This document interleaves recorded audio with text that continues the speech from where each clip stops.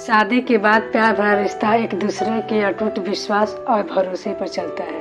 तो चलिए दोस्तों, एक सच्चा प्यार की कहानी आपको सुनाते हैं, तो प्लीज़ मेरे वीडियो पर इन तक जरूर बने रहिए। एक मिडिल परिवार का लड़का जिसका नाम राजू था, बचपन में ही कार एक्सीडेंट से उसके माँ बाप की मृत्यु हो जाती है। वह अपने मामा के पास रहता था। राजू पढ़ाई में बहुत होशियार था और दिमाग से भी बहुत तेज था। उसके टीचर उसे बहुत पसंद करते थे। कॉलेज के दिनों में ही उसे एक लड़की से प्यार हो जाता है जिसका नाम रानी था। रानी बहुत अमीर घराने से थी, इसलिए राजू अपनी हैसियत को देखकर उससे प्यार के इजहार नहीं कर पाया था। लेकिन रानी को जब मालूम चलता है तो वह खुद राजू से प्यार के इजहार कर देती है। संजोग से राजू जिस कॉलेज में पढ़ रहा था वहीं पर उसकी प्रोफेसर की नौकरी लग गई। कुछ समय बाद वह रानी से शादी कर लिया। उन दोनों का दाम्पत्य जीवन बहुत ही अच्छा बीत रहा था। राजू को लिखने का बहुत शौक था। वह हर जरूरी बातें अपनी डायरी में लिखा करता था।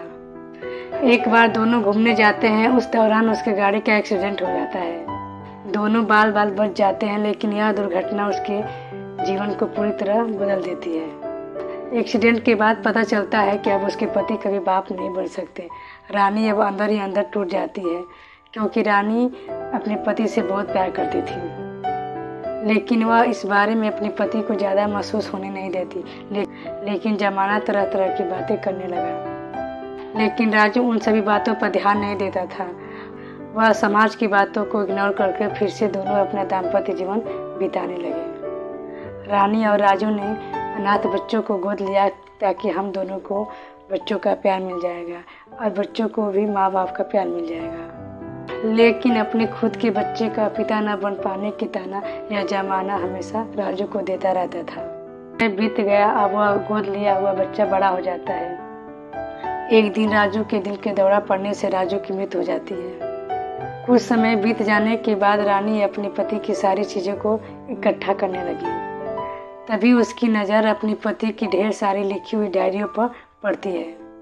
अब वह डायरियों को पढ़ना शुरू करती है। रानी इस खबर से अनजान थी कि उसके जीवन में बहुत ही बड़ा भूचाल आने वाला है। एक डायरी के अंदर लिफाफा होता है और जैसे उस लिफाफे को पढ़ती है, आंखों से आंसू जलधारा बहने लगते हैं। रानी बहुत बड़ा पछतावा महसूस करती है। उस लिफाफे में डॉक्टर की एक रिपोर्ट होती है जिसमें लिखा होता है कि इस एक्सीडेंट के दौरान आपकी पत्नी के मां बनने वाली जगह पे काफ़ी गहरा चोट लगने की वजह से अब वह मां नहीं बन सकती।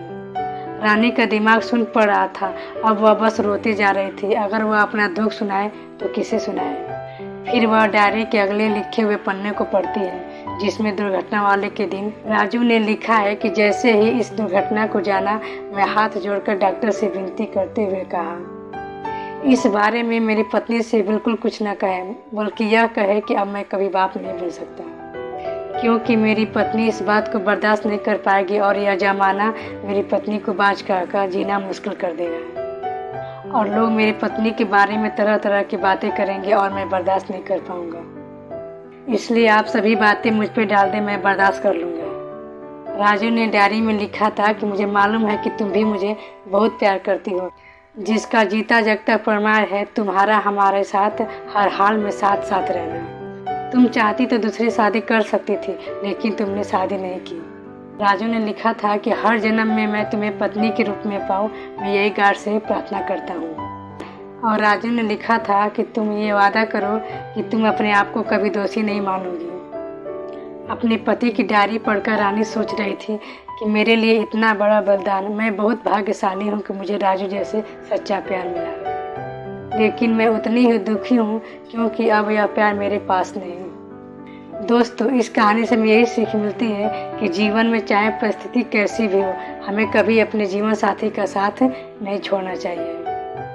अगर अटूट विश्वास और भरोसा ना हो तो हल्की सी दरार आते ही रिश्तों को हिला देती है और प्यार भरे रिश्ते टूट जाते हैं। दोस्तों, अब एक गहरी बात समझ लीजिए, अगर एक झूठ से रिश्ते को टूटने से बचाया जा सकता है तो वह झूठ नहीं सच कहलाता है। जैसे कि इस कहानी में आपको सुनने को मिला, अटूट विश्वास और भरोसा, सच्चा प्यार राजू और रानी की। हमें उम्मीद है दोस्तों कि ये स्टोरी आप लोग को बहुत अच्छे से समझ में आई होगी और आप लोग को इससे बहुत अच्छी सीख मिली होगी। तो प्लीज़ कमेंट करके ज़रूर बताइएगा। अगर मेरे चैनल पर नए हो तो सब्सक्राइब जरूर कर दीजिएगा। नमस्कार।